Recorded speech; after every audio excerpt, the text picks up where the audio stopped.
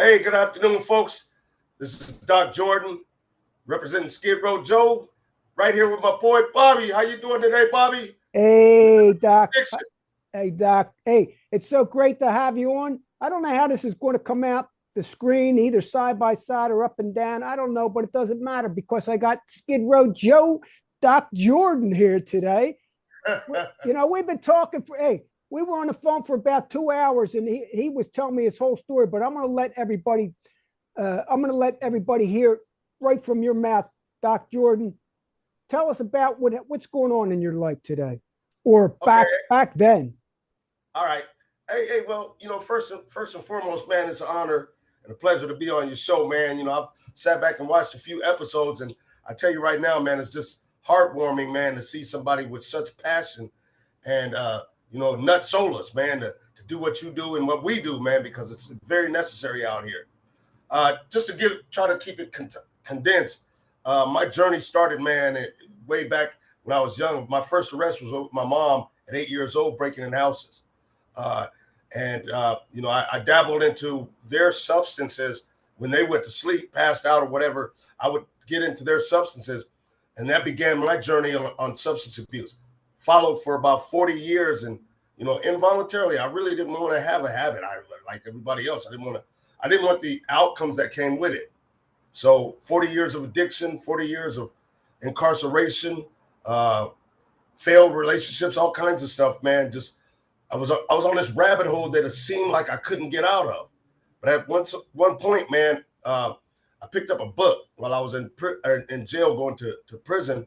And this book has so much depth to it because it taught me about attachments and what kind of attachments I had to these things that was happening to me that I didn't want to happen. And that led me down the rabbit hole to discover and understand metaphysics. I eventually, when I was young, I believed I was stupid and couldn't learn anything. But lo and behold, I started learning stuff like metaphysics, and I became interested in things. And after trying like AA and 12 steps and all of those things, man, they never worked for me. I just kept going back. They kept saying, keep coming back. It works if you work it. And all those things would just seem strange to me because it looks like I was the only one not getting it. So eventually I started learning metaphysics, and through some universal laws and spiritual practices, my life has changed. And it's been over 10 years now that I don't suffer physical addictions. I haven't been incarcerated. My relationships are fine. I'm living my best life right now. Writing books, teaching the process of transformation. You and I spoke about recovery, and I shared with you my position on recovery and what it actually means. And I found out that recovery does not work for everybody.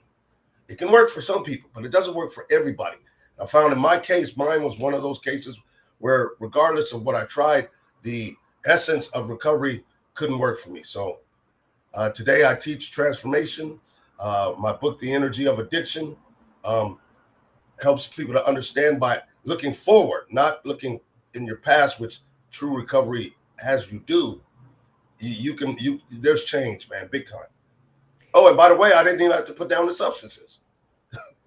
Yeah, tell us a little bit about that, because before they would say that you're an alcoholic, you're an addict, you got alcoholism, you got a disease, you're powerless, and then here to come years later after you get educated, get a lot of knowledge in metaphysics and learning different knowledge about the universe, about yourself, about the world and life, you be able to use recreational when you want to. Correct.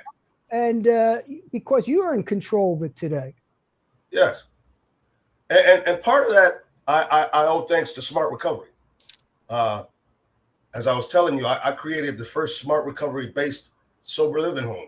It wasn't actually sober living, but here's the thing about it. When I discovered smart recovery, I was still in school for substance abuse counseling. And I didn't know there was such a thing that, hey, wait a minute.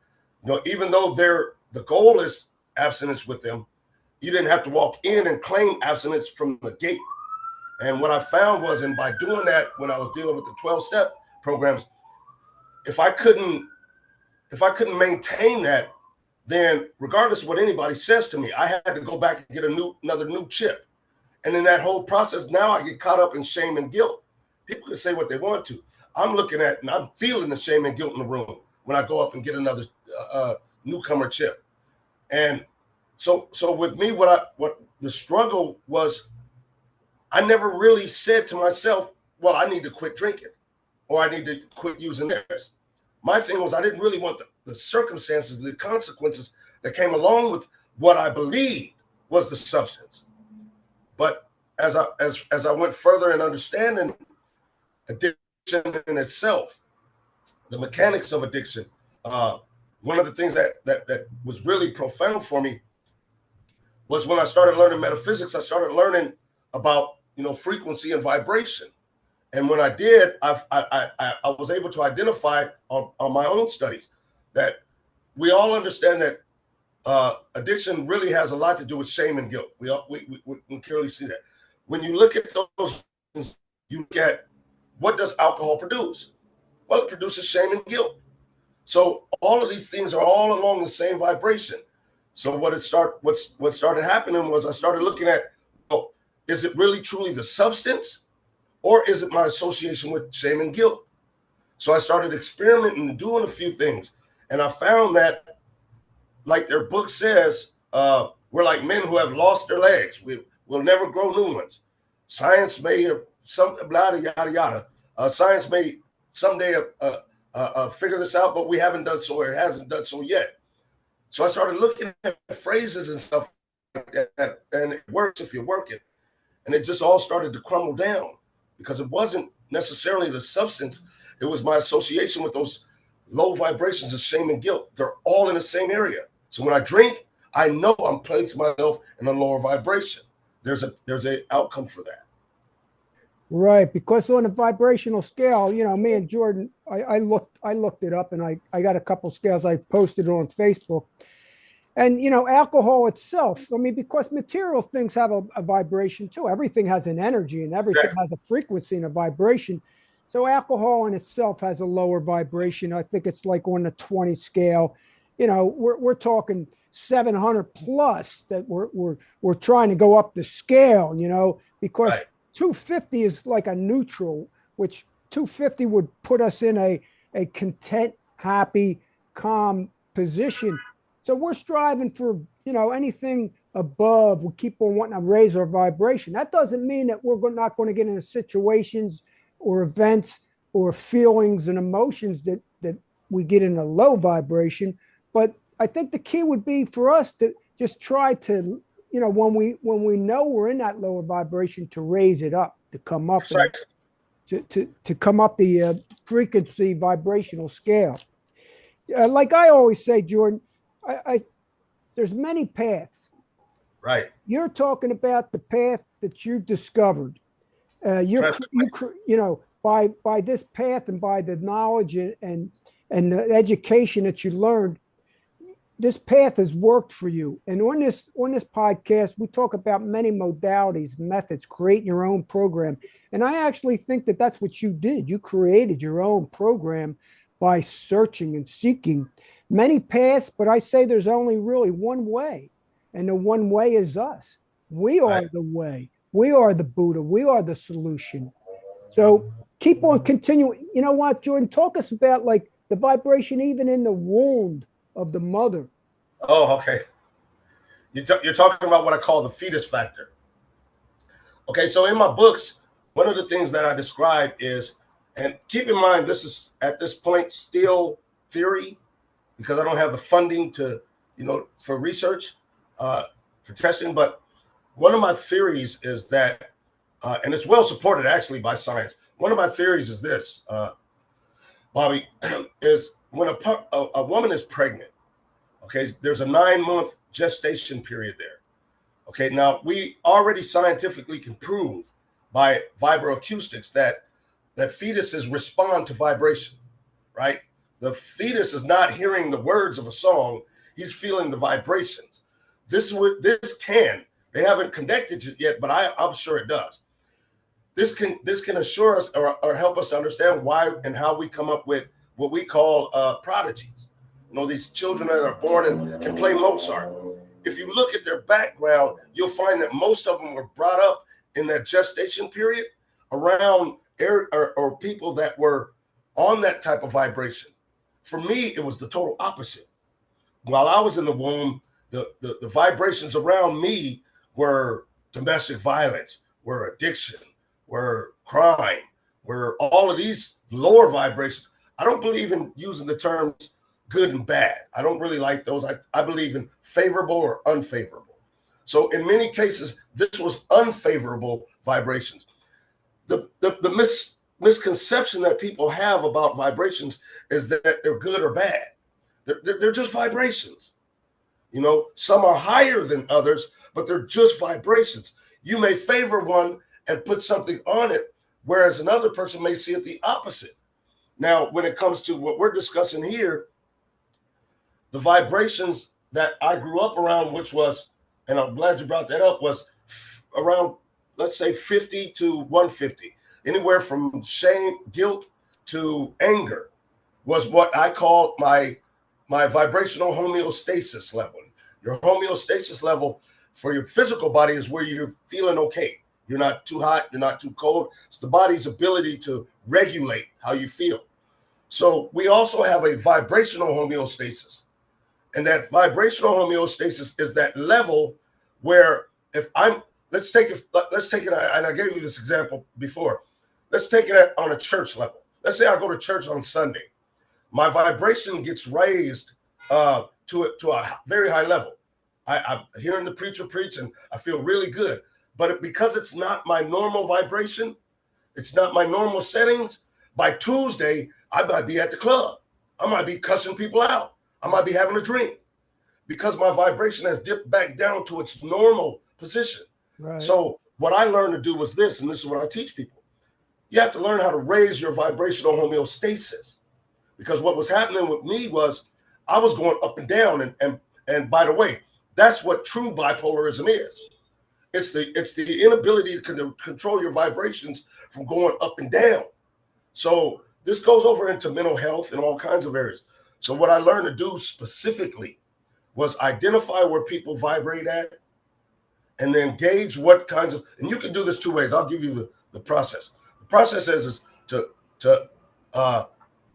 just look at your average day and examine, if you can, just personally take a moment and examine, how do you feel most of the day? Reflect on words that you say to yourself, the people you hang around. Are they giving off high vibrations? Are they giving off low vibrations? Where are you at? There's so many various things in life that can alter that. Your environment. I did a study of Skid Row where I lived on Skid Row for 6 years. And I studied the behavior there. I indulged in everything they did. I was there, and I, with the understanding I have. And so it's what I call an energy pocket. This is one of those reasons people go down there and they get stuck for years. You're now in an energy pocket where the vibration is low, and it's something that you can, it resonates with you. Right. You know what I'm saying? Right. Let me just jump in a bit, because I can relate that with really anything. Even like Anthony Robbins. Okay, I go to an Anthony Robbins seminar. I'm pumped up.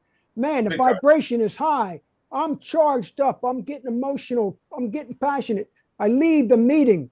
What happens? I go back into whatever negative energy or low vibration, and then it comes back. So all it is a fix. It's more or less like a fix. And that's what Alcoholics Anonymous, I see. Big time. So you go to an Alcoholics Anonymous meeting. Oh, you get pumped up. They're charging you up. They're saying, yeah, you're an alcoholic. Raise your hand. Camaraderie, love bombing, repetition over and over again. And then you come back out. Oh, I need a fix again. I can relate to it, because whenever I had a fight with my wife or something happened, I'd run to a meeting. I'd run to a meeting, call your sponsor, go seek somebody else out. So what happened is I became addicted to Alcoholics Anonymous. Big time. That's why I like to say I'm in recovery I'm in 12-step recovery from 12-step recovery. There we go. But here's a key factor, Bobby. You hit on it so well, brother, because now I'm going to show you this. Okay, if you take your hand, right, and let's say each finger of your hand represents a different addiction, right? Now, the palm of your hand is the vibration of addiction. So here we go. We have sex addiction, we have gambling addiction, we have uh, alcohol addiction, we have crack addiction, we have substance addiction, we have all these addictions, but they are all parts of the energy of addiction. So what happens with 12 step is they teach you how to identify and deal with one aspect of addiction. So because you're just dealing with that aspect right there, you still have all these other addictions still haunting you because you haven't dealt with the palm, the energy of addiction. So we have this debate where is it a disease or a choice? Well, regardless if you choose either one, it's an energy. And as long as we don't deal with it from an energetic perspective, then we're still missing the point. And to go along with that, you'll see, and we were talking about this, you'll see because that energy remains there, you'll see people with 20 years of sobriety go out. They haven't dealt with the energy of addiction. They dealt with the avenue of addiction or the expression of the addiction. So the key factor here is to identify and deal with addiction as an energy. And we feel that. It's like, let's discuss cravings. Cravings are an energy. You feel it. It can be intense or it can be subtle. The old saying goes, where your attention goes, The energy flows. so goes along with what they call that relapse. All Where right. your attention goes, where you begin to focus on it, the energy builds more and more. It's not very difficult. It's just the fact that 12 steps, to me, I call it the greatest pyramid scheme of all time. Oh yeah, I do a lot of podcasts describing Rockefeller's pyramid scheme that he created and designed. You know what, Jordan? We got about 7 minutes left on this. It's going quick, but you know what we're going to do? We're going to do a part two, everybody. So stay tuned for the part two too. So we're going to kind of just talk about brief things. We're going to kind of go out of this podcast, and we're going to do part two on the next podcast and continue. Jordan. So deprogramming. That's what Anonymous Addiction Deprogramming Podcast is all about. I break down in the big book the steps, the traditions, the concepts. I break down all that because what I see, it's a toxic relationship, especially these clubs. You go in these clubs and you got all these people. They're coming off the streets. They're coming off of their addiction. They're getting together. And where's the energy? The energy is a low vibrational energy right in that room. I used to stay away from clubs because I kind of had a feeling, because I think you mentioned it, resonate. What resonates with me? You know what? And then clubs really never resonated with me. The vibration of the meetings that I used to go into were just a little higher. I can actually feel that, But here's the problem is when you're coming out of, like, with no knowledge and low vibration all your life, you want that low vibration because you're attracted to it, and that's normal for you. So the low vibration is like, I want that. I don't want the high vibration because I don't really like that. That's strange. That's not comfortable, right? What do you got to close at, Jordan? Well, I'll say this. You're doing a beautiful, wonderful job, man. I truly, truly commend you. And I look forward to being here once again and connecting with your listeners, man. The bottom line to it is this. I used to often ask people when I was a DUI instructor, right? Because you got to remember, I was in the social service field 20 years. And everywhere I went was dominated pretty much by 12-step thinking. And I quickly became the outcast.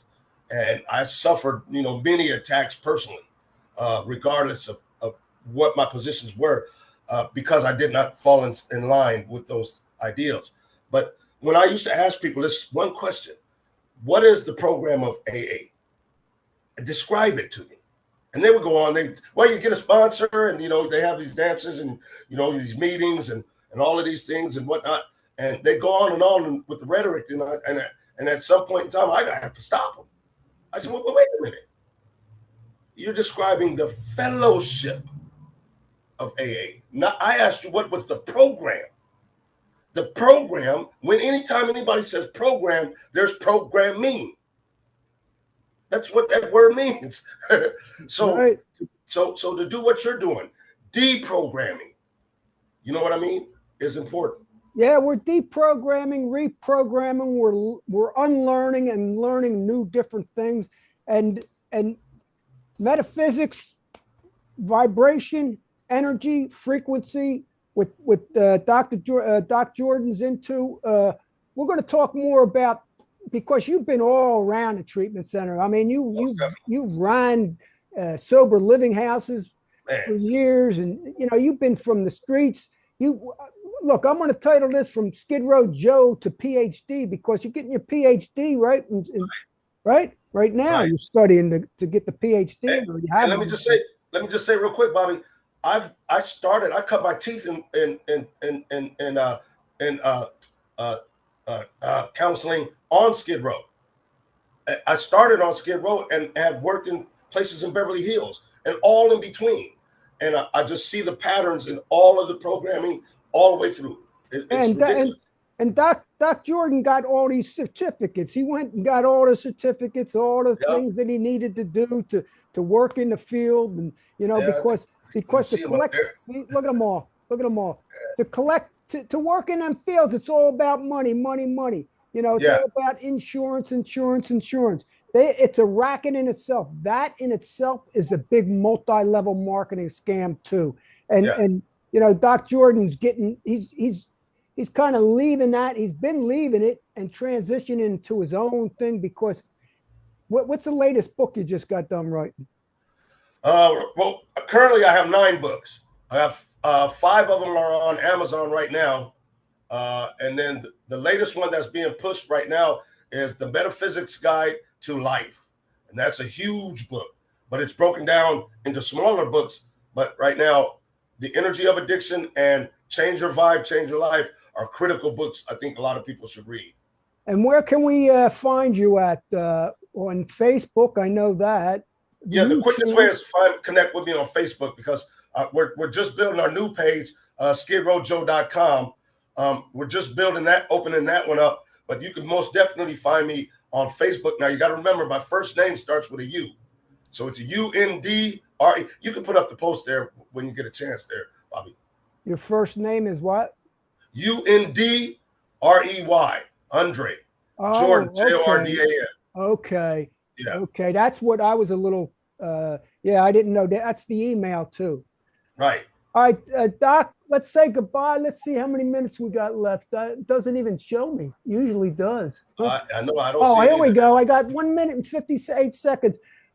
Doc, it's been a pleasure. We're going to see you on episode 2. Okay. Man, big time. Everybody say bye.